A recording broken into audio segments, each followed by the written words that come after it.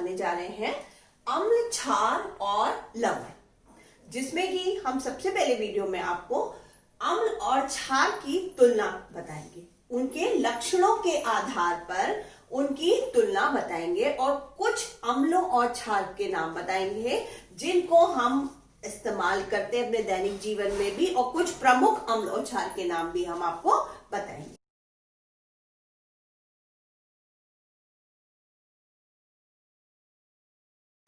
अच्छा, सबसे पहले हम तुलना करना शुरू करते हैं। इधर हमने लिखा एसिड और ये हमने लिखा बेस। इधर अब अम्ल यानी कि एसिड इंग्लिश में बोलते हैं। इसका जो भौतिक गुण है क्या है, अगर आप कोई भी अम्ल को चखते हैं तो उसका स्वाद खट्टा होता है। अम्ल जो होते हैं संक्षारक होते हैं, ये स्पेशली धातुओं के संक्षारक होते हैं। जब आपने सुना होगा कि अगर हम अम्ल, हर खट्टी चीज में अम्ल होता है, अभी हम आगे आपको नाम भी बताएंगे, लेकिन पता है कि नींबू उसमें भी अम्ल है। अगर हम तभी कहा जाता है कि जो अगर स्टील है या पीतल है या तांबे के बर्तनों में हमको खट्टी चीज नहीं रखनी चाहिए, क्योंकि जो अम्ल होते हैं वो उस धातु से क्रिया करके एक विषैला यौगिक बनाते हैं, जो कि अगर हम उसको खा लें तो वो हमारे स्वास्थ्य के लिए हानिकारक होता है। तो इनका ये जो गुण होता है वो गुण कहलाता है संक्षारक। तो अम्ल खट्टे होते हैं, ये संक्षारक के रूप में होते हैं, धातु के संक्षारक यानी संचरण यानी जंग लगना भी उसको बोलते हैं हम। फिर इनमें लिटमस टेस्ट, जो कि आप क्लास 8 में भी कर चुके होंगे। लिटमस टेस्ट, लिटमस पेपर आता है, ब्लू कलर का होता है और रेड कलर का होता है। तो जब हम ब्लू लिटमस पेपर पे थोड़ा सा कोई भी अम्ल लगाते हैं तो वो रेड हो जाता है। ठीक है, ये हो गए इनके भौतिक गुण की। अम्ल खट्टे होते हैं, संक्षारक के रूप में होते हैं, धातुओं से संक्षारण के रूप में कार्य करते हैं धातुओं के साथ, और ब्लू लिटमस पेपर को रेड कर देते हैं। अब यही कंपैरिजन हम क्षार के संग करेंगे। क्षार जो होते हैं कड़वे होते हैं। जो भी बच्चों साबुन होता है, चाहे कपड़े धोने का साबुन हो चाहे वो नहाने का साबुन हो, सभी क्षार गुण, कपड़े धोने वाले में क्षारीय गुण ज्यादा होता है और नहाने वाले में क्षारीय गुण कम होता है। साबुन सच चिकना होता है, अगर हम छुएंगे, पहले हम चखेंगे तो कड़वे हैं, छुएंगे तो चिकने चिकने से लगते हैं हाथ में। ठीक है, और फिर ये लिटमस पेपर टेस्ट में क्या करते हैं, ये रेड लिटमस को ब्लू में बदल देते हैं। अम्ल ब्लू लिटमस पेपर को रेड कलर में बदल देते हैं और जो क्षार होते हैं रेड लिटमस पेपर को ब्लू लिटमस पेपर में बदल देते हैं। अच्छा, अब उसके अलावा हम कुछ प्रमुख अम्लों के नाम पहले हम यहाँ पर देखेंगे। अच्छा, इनका जो एक बहुत ही मेन गुण है वो है कि ये जो है हाइड्रोजन आयन, जो जब ये इनका जलीय सॉल्यूशन बनाया जाता है, किसी भी अम्ल को अगर हम जल में घोलते हैं यानी एक्वस सॉल्यूशन, AQ क्या लिखा, एक्वस सॉल्यूशन में घोलते हैं यानी उनका जलीय विलयन बनाते हैं, तो वो H आयन अलग कर देते हैं और दूसरा जो है यहाँ पर ये माइनस का होगा, क्लोरीन अलग कर देते हैं, यानी ये टूट जाते हैं और हाइड्रोजन आयन को अलग कर देते हैं। अब हम अभी आपको इसका दुर्बल अम्ल और प्रबल अम्ल के बारे में बताएंगे, तभी हम आपको डिटेल में समझाएंगे। उसके अलावा जो कुछ प्रमुख अम्लों के नाम हम आपको पहले यहाँ पर बता रहे हैं। तो इनका पहला तो ये गुण हो गए, ठीक है। दूसरे नंबर पे ये कि इनका एक्वस सॉल्यूशन जो होता है वो हाइड्रोजन आयन को अलग कर देता है जब इनको पानी में घोला जाता है। ठीक है, कोई भी अम्ल हो, कोई भी अम्ल को अगर पानी में घोलते हैं तो हाइड्रोजन आयन अलग कर देते हैं। अब हम देखेंगे कुछ प्रमुख अम्ल के नाम। अमाशय यानी हमारे जो पेट में पाया जाता है, भोजन को पचाने के काम आता है, वो कौन सा एसिड होता है, अमाशय में पाया जाता है HCl यानी हाइड्रोक्लोरिक एसिड, हाइड्रोक्लोरिक अम्ल। फिर शीतल पेय जो हम पीते हैं, शीतल पेय जो होता है, कोल्ड ड्रिंक वगैरह पीते हैं, जब हम उसको खोलते हैं तो एक फिज की आवाज आती है, वो तो एक कार्बन डाइऑक्साइड गैस होती है और उसमें जो टेस्ट आता है उसमें एक अम्ल डाला जाता है। कौन सा अम्ल होता है, कार्बोनिक अम्ल, H2CO3। ठीक है, कार्बोनिक अम्ल शीतल पेय में होता है। नींबू, कच्ची सब्जियों में एक अम्ल पाया जाता है, नींबू, कच्ची सब्जियों, अनानास, आलू, इन सब में एक अम्ल पाया जाता है। वो अम्ल होता है या तो उसको हम विटामिन C बोलते हैं या S ascorbic acid, ascorbic acid, ठीक है, एस्कार्बिक या विटामिन सी, सी जो होता है वो पाया जाता है किसमें, नींबू, कच्ची सब्जियां, ठीक है, और अनानास है, आलू है, इन सब में। उसके बाद एक एसिड है जो संतरा, नींबू, खट्टे रसदार, जो भी खट्टा और रसदार फल होते हैं उन सब में पाया जाता है, वो जो अम्ल होता है citric acid, citric acid, citric अम्ल, ठीक है। उसके बाद सिरका, आपने देखा होगा सिरका भी खट्टा होता है, सिरके में पाया जाता है बच्चों एसिटिक एसिड, एसिटिक अम्ल, एसिटिक अम्ल। फिर चाय, जो हम चाय पीते हैं उसमें भी एक अम्ल होता है, उसमें कौन सा अम्ल होता है, टैनिक अम्ल, ठीक है, टैनिक अम्ल। अब हमने ये देखिए दो अम्ल यहां पर नाम लिखे हुए हैं, हमने अभी तक जितने अम्ल पढ़े हैं, ये शीतल पेय में, नींबू में, कच्ची सब्जियों में, ये सब अम्ल जो है बच्चों है ऑर्गेनिक अम्ल।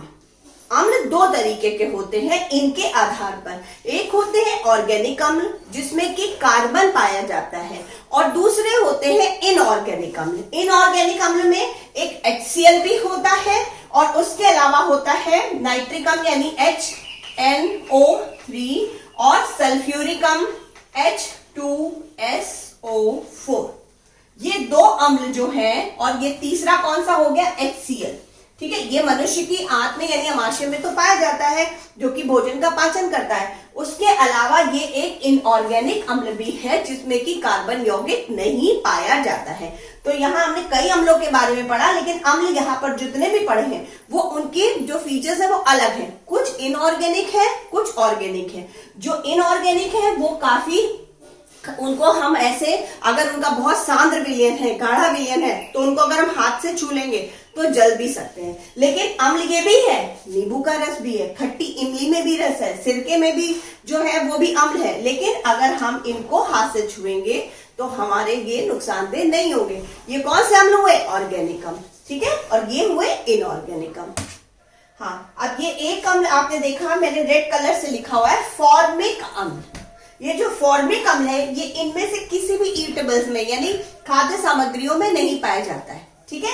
ये फॉर्मिक एसिड है, जो इसका फॉर्मूला होता है CH2O2, जो कि एक कार्बनिक अम्ल तो है, बट ये किसी भी खाने वाली वस्तु में नहीं पाया जाता है। ये कहाँ पाया जाता है, जब कोई बर, मधुमक्खी हमारे या चींटी हमारे काटती है तो वो हमारे शरीर के अंदर फॉर्मिक अम्ल जो है वो इंसर्ट कर देती है। जो हमें जलन होती है वो इसी एसिड के इंसर्ट होने के कारण होती है, ठीक है। तो ये चींटी के डंक, बर के डंक, मधुमक्खी के डंक, इन सब में ये एसिड पाया जाता है। कौन सा, फॉर्मिक अम्ल, जिसका की फॉर्मूला है CH2O2। क्योंकि इसमें कार्बन यौगिक पाया जा रहा है इसलिए ये एक कार्बनिक यौगिक भी कार्बनिक अम्ल है। तो इसमें कार्बनिक अम्ल कौन कौन से हुए, ये कार्बनिक अम्ल हुआ, ये कार्बनिक अम्ल हुआ, यानी कि कार्बोनिक एसिड कार्बनिक अम्ल, एस्कार्बिक कार्बन ये भी कार्बनिक हुआ, साइट्रिक ये भी कार्बनिक हुआ, एसिटिक ये भी कार्बनिक हुआ, टैनिक ये भी कार्बनिक हुआ, और फॉर्मिक एसिड ये भी कार्बनिक ही अम्ल होता है।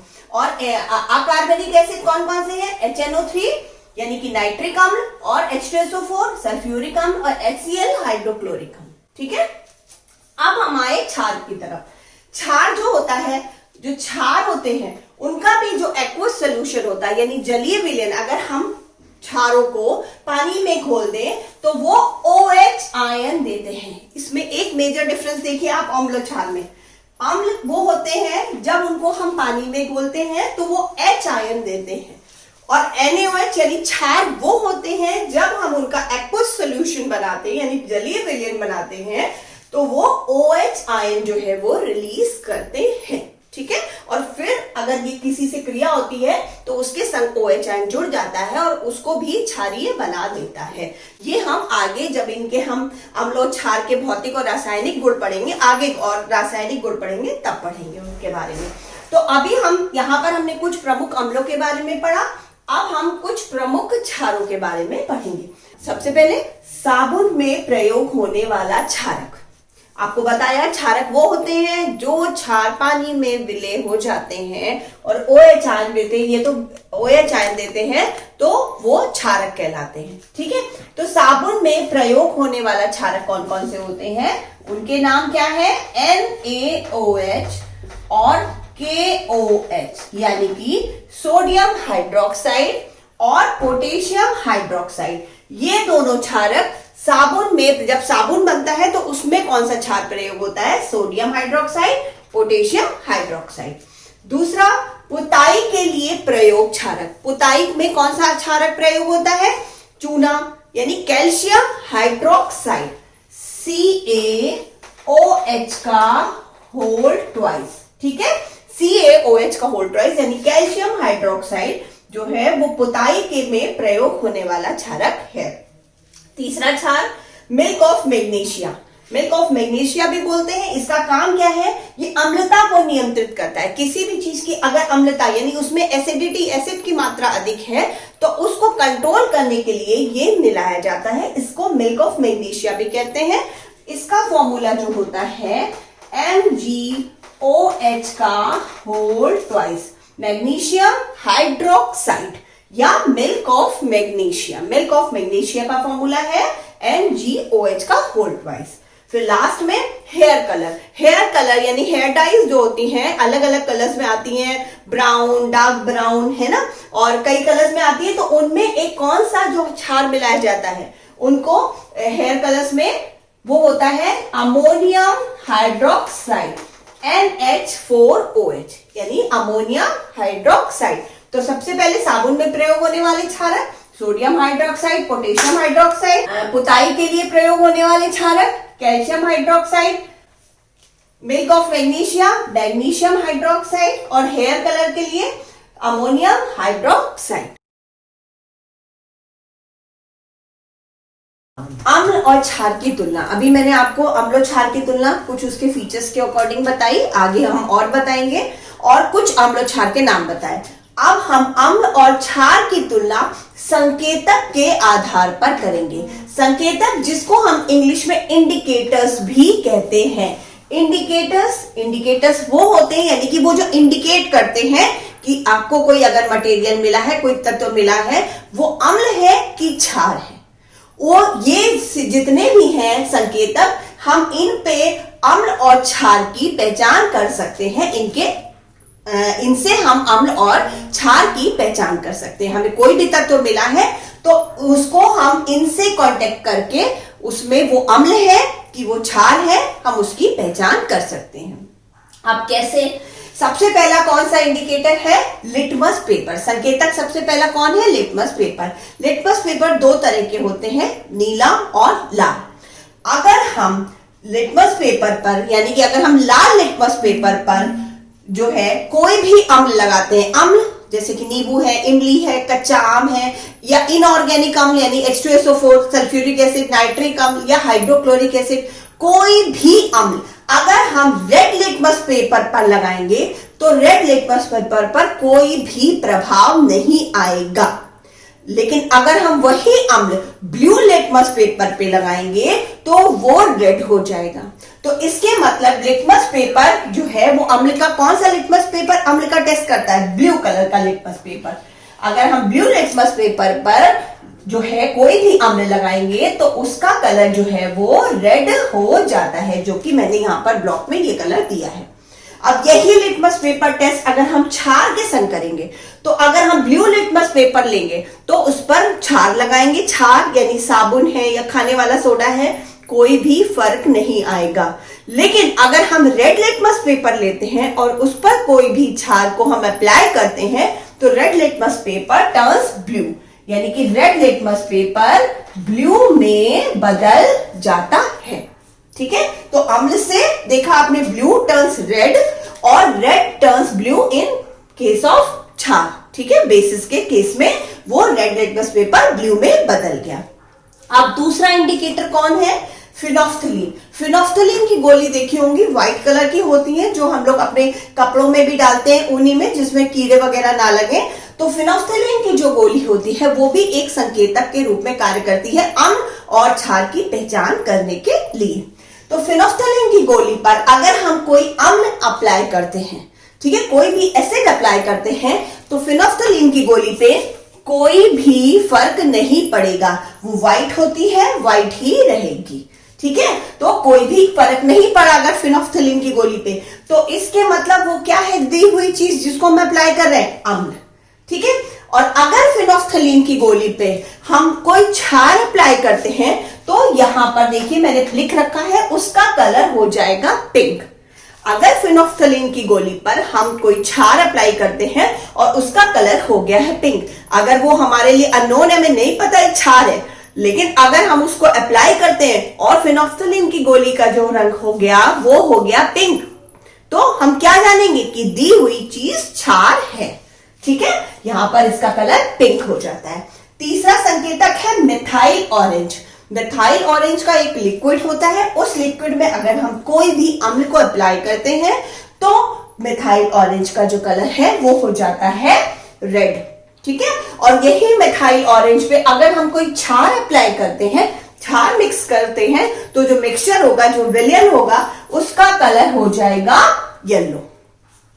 अब लास्ट इंडिकेटर है हल्दी। हल्दी के लिए हम आपको एक और एग्जांपल दे रहे हैं कि जैसे हमारे कपड़ों पे कभी कभी सब्जी वगैरह गिर जाती है, हल्दी के दाग लग जाते हैं, जब हम उसको साबुन से धोते हैं तो देखिए वो जो पीले दाग होते हैं वो क्या हो जाते हैं, लाल हो जाते हैं, ठीक है। क्योंकि हल्दी भी एक इंडिकेटर है, एक सूचक है, एक संकेतक है, बता रहा है कि ये अम्ल कौन सा है, क्षार कौन सा है। तो जो साबुन होता है वो क्या होता है, क्षार। जब क्षार जो है हल्दी के ऊपर आता है तो जो हल्दी है उसका रंग जो है वो लाल हो जाता है, ठीक है। इसके मतलब अब देखिए इसी के आधार पर हम देखते हैं कि जब अम्ल है हल्दी पे डालते हैं, अम्ल और हल्दी को हम मिलाते हैं तो हल्दी पे कोई भी फर्क नहीं पड़ता है, वो पीली की पीली ही रहेगी। लेकिन जैसा कि मैंने आपको बताया, कपड़े धोते समय वो लाल कलर के हो जाते हैं हल्दी के दाग। तो वो क्यों हो जाते हैं, क्योंकि हल्दी भी एक संकेतक है, और जब हल्दी और क्षार आपस में मिलते हैं, यानी हल्दी के ऊपर अगर हम क्षार लगाते हैं, मिक्स करते हैं, तो उसका जो रंग हो जाता है रेड हो जाता है, ठीक है। तो अगर हल्दी पे हम कुछ ऐसा मटेरियल लगा रहे हैं जिससे मिलने के बाद हल्दी जो है वो रेड कलर की हो गई, तो हम पता लगा सकते हैं कि वो एक क्षार है, ठीक है। अब अगले वीडियो में मैं आपको अम्ल के सभी गुण के बारे में बताऊंगी और दुर्बल अम्ल और प्रबल अम्ल क्या होता है ये भी बताऊंगी। अभी आपने इनऑर्गेनिक, ऑर्गेनिक एसिड बताया, कार्बनिक, अकार्बनिक, अब आपको दुर्बल अम्ल और प्रबल अम्ल के बारे में भी बताऊंगी।